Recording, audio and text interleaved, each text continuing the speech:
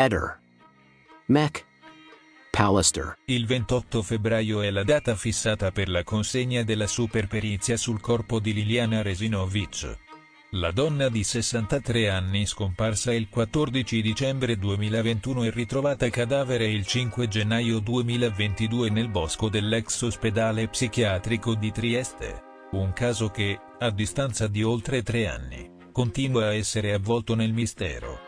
L'analisi forense, inizialmente prevista per il 15 febbraio, è stata richiesta per far luce su almeno 25 aspetti ancora poco chiari, tra cui la precisa data del decesso e la natura dei segni rinvenuti sul volto della vittima. Tuttavia, la domanda principale resta sempre la stessa: si è trattato di un omicidio o di un suicidio? A oggi, la possibilità che Liliana sia stata assassinata rimane un'ipotesi investigativa non confermata, e nessuna persona è stata formalmente indagata per la sua morte.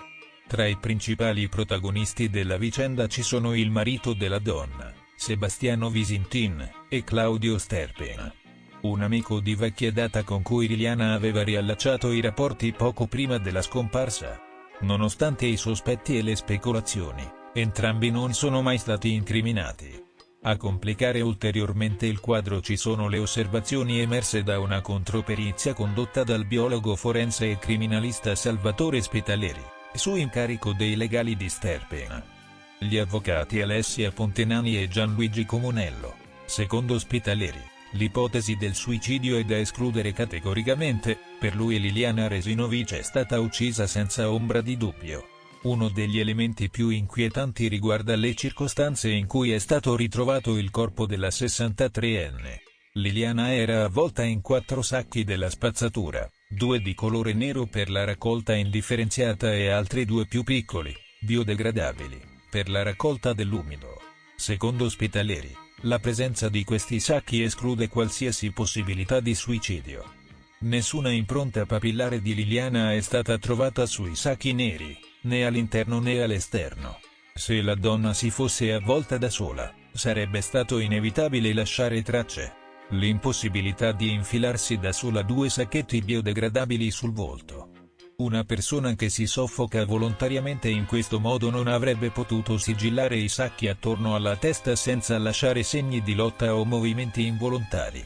Le condizioni del corpo. Il volto di Liliana non presentava i segni di putrefazione immediata che sarebbero dovuti comparire se fosse morta con i sacchetti in testa da sola. Questo suggerisce che il corpo sia stato conservato in un luogo fresco prima di essere abbandonato. L'uso di guanti da parte dell'assassino. Sulle buste nere sono state rinvenute tracce di un guanto in tessuto, ulteriore prova che qualcuno abbia maneggiato il cadavere cercando di non lasciare impronte. Spitaleri ritiene che il corpo sia stato trasportato già privo di vita fino al luogo del ritrovamento, e che i sacchi siano stati usati non per uccidere Liliana, ma per contenere i fluidi corporei ed evitare di sporcare il mezzo di trasporto. Un altro dettaglio fondamentale è la presenza di un guanto nero trovato a pochi metri di distanza dal corpo. Questo elemento, sequestrato e analizzato dalla Polizia Scientifica di Milano, non ha rivelato alcun profilo genetico utile. Ma secondo Spitaleri il metodo di analisi non è stato sufficientemente approfondito per dimostrare l'inadeguatezza dei test effettuati. Il biologo forense cita il caso di Valentina Salamone, uccisa nel 2010, per il quale furono necessarie oltre 260 campionature per individuare il DNA dell'assassino. Nel caso di Liliana, invece, si è proceduto con soli 3 campioni, un numero troppo esiguo per poter escludere la presenza di tracce biologiche sul guanto. A rendere ancora più inquietante la scena è la testimonianza di una donna che, la mattina del 5 gennaio alle 6:00, ha visto un uomo vestito di nero con la barba bianca aggirarsi nei pressi del varco che conduce al boschetto dove sarebbe stato trovato il corpo di Liliana. L'uomo sembrava cercare qualcosa con una torcia. Questa testimonianza è di grande rilevanza perché il guanto nero è stato ritrovato proprio lungo il percorso tra il varco e il punto del ritrovamento del cadavere. L'uomo descritto corrisponde alla figura di qualcuno che potrebbe aver avuto un ruolo nella vicenda. L'orario dell'avvistamento precede di circa 10 ore la scoperta ufficiale del cadavere. Secondo Spitaleri, Questo individuo potrebbe aver smarrito il guanto durante la fase di trasporto o posizionamento del corpo e, rendendosi conto del rischio, essere tornato sulla scena del crimine per recuperarlo. Tuttavia, l'avvicinarsi dell'alba potrebbe averlo spaventato, costringendolo ad allontanarsi prima di riuscire nel suo intento. Un altro aspetto su cui gli esperti insistono riguarda il tempo intercorso tra la scomparsa e il ritrovamento del corpo. Se Liliana fosse morta il 14 dicembre, giorno della sua scomparsa, e il cadavere fosse rimasto esposto alle intemperie fino al 5 gennaio, le condizioni di decomposizione sarebbero state ben diverse. Invece, secondo ospedalieri e altri esperti, il corpo potrebbe essere stato conservato in un ambiente fresco per giorni o addirittura settimane prima di essere abbandonato nel boschetto. Questa ipotesi sarebbe coerente con l'assenza di deterioramento accelerato del viso e con altri indizi forensi. L'attesa per i risultati della superperizia del 28 febbraio è alta se le nuove analisi dovessero confermare quanto ipotizzato dalla controperizia di Spitaleri. L'intero caso potrebbe prendere una direzione completamente diversa. L'ipotesi del suicidio appare sempre meno credibile, mentre si rafforza quella dell'omicidio, con un possibile occultamento del cadavere per giorni prima del ritrovamento. Tuttavia, rimangono molte domande aperte. Chi ha trasportato e nascosto il corpo di Liliana? Quale potrebbe essere il movente? Chi era l'uomo con la torcia visto la mattina del 5 gennaio? Il guanto nero contiene davvero tracce fondamentali che non sono state ancora individuate? Mentre gli inquirenti attendono gli esiti della superperizia, l'attenzione dell'opinione pubblica rimane alta, con la speranza che finalmente si possa fare chiarezza su un mistero che dura ormai da oltre 3 anni. La Corte d'Assise d'Appello di Brescia ha recentemente pubblicato una dettagliata sentenza di 72 pagine che conferma la condanna all'ergastolo per Paola e Silvia Zani, figlie di Laura Ziliani, e Mirto Milani, fidanzato di Silvia. Questo documento offre un'analisi approfondita delle motivazioni che hanno portato alla decisione del Tribunale rispetto all'omicidio di Laura Ziliani, avvenuto l'8 maggio 2021. Il corpo della vittima è stato scoperto 3 mesi più tardi, l'8 agosto, nei pressi di Temu, alimentando sconcerto e dolore nella comunità locale. La Corte ha sottolineato con fermezza che non c'è mai stato un effettivo sbilanciamento nei ruoli di ciascuno dei 3 imputati. Questa osservazione è significativa, poiché contrasta le argomentazioni difensive che cercavano di ridimensionare le responsabilità individuali. Secondo la Corte, gli imputati hanno agito con un livello di complicità e reciproca influenza che rende impossibile attribuire un peso differente ai loro ruoli nel crimine. Questo aspetto è stato cruciale nel respingere le richieste della difesa di modulare diversamente il giudizio di responsabilità. La sentenza esplicita anche la premeditazione del delitto, evidenziando come il progetto omicida sia stato meticolosamente pianificato. Gli imputati hanno elaborato un piano dettagliato per uccidere Laura Ziliani, scegliendo e preparando le modalità operative del crimine, selezionando il luogo del delitto e individuando il momento opportuno per agire. Non solo, ma hanno anche predisposto tutto il necessario per occultare il corpo, dimostrando un'intenzione chiara e determinata di portare a termine il loro piano. A tal fine, si sono muniti di abiti e strumenti specifici e hanno preparato un veicolo adatto al trasporto del cadavere,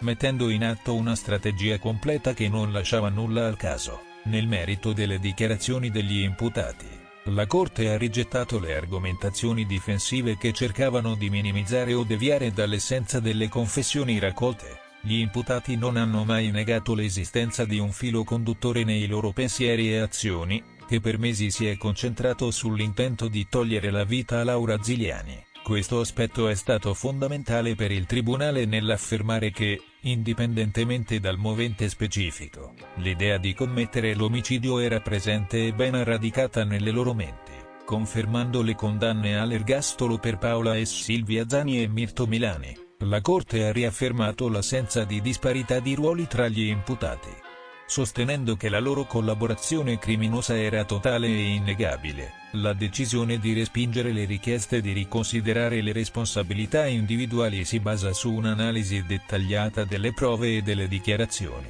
consolidando la visione che tutti e tre gli imputati hanno partecipato attivamente e con cognizione di causa all'omicidio. Attualmente, le difese dei tre condannati stanno considerando l'opzione di presentare ricorso al terzo grado di giudizio, il che potrebbe ulteriormente prolungare il procedimento giudiziario. Questa possibilità implica una nuova valutazione del caso da parte della Corte di Cassazione, l'ultimo grado di giudizio disponibile, che potrebbe confermare, modificare o annullare le sentenze emesse finora, aprendo così un nuovo capitolo in questa complessa vicenda giudiziaria. Un tragico epilogo ha segnato il caso della scomparsa di Roberto Bolzoni, 60 anni, originario di Lodi, il cui corpo senza vita è stato ritrovato attorno alle ore 13 di lunedì all'interno della sua automobile, una Volkswagen Golf bianca, in piazza Omegna. La notizia ha sconvolto la comunità locale, che da domenica sera, quando Bolzoni era scomparso dalla sua abitazione in via Raffaello, viveva con apprensione l'evolversi della vicenda. Nel primo pomeriggio, intorno alle ore 14, le forze dell'ordine, insieme ai vigili del fuoco, hanno transennato l'area del ritrovamento per consentire i rilievi della polizia scientifica. Sul posto erano presenti i carabinieri e il procuratore di Lodi, Laura Pedio, per avviare le indagini volte a chiarire le circostanze della morte. Le indagini hanno rivelato che il corpo di Bolzoni presentava numerose coltellate al viso e al collo, e giaceva riverso tra il posto di guida e il sedile del passeggero, nonostante l'auto fosse chiusa a chiave e non presentasse segni di proiettili. La procura di Lodi non esclude del tutto l'ipotesi di un gesto di autolesionismo, in attesa dei risultati dell'autopsia disposta per chiarire le cause esatte del decesso. Tuttavia, ogni ora che passa, si fa sempre più strada la pista dell'omicidio, dato il numero di indizi che puntano in questa direzione. Intorno alle ore 15, sono state riscontrate alcune macchie di sangue sulle portiere della Golf bianca, che sono ora oggetto di esame da parte della polizia scientifica. La presenza del sangue e l'assenza dell'auto nel parcheggio per tutta la giornata di ieri, come riportato alle ore 16, sono elementi che i carabinieri e la procura stanno attentamente valutando per comprendere se si tratti di un omicidio o di altro. Le pagine del Cittadino di mercoledì 19 febbraio, curate da Carlo Catena e Rossella Mongiello, offriranno una cronaca dettagliata e approfondimenti su questo inquietante caso che ha lasciato la città di Lodi in uno stato di sciocca incredulità. Le indagini continuano, mentre la comunità attende risposte che possano gettare luce su questo oscuro enigma. Ehi, non dimenticare di iscriverti a questo canale.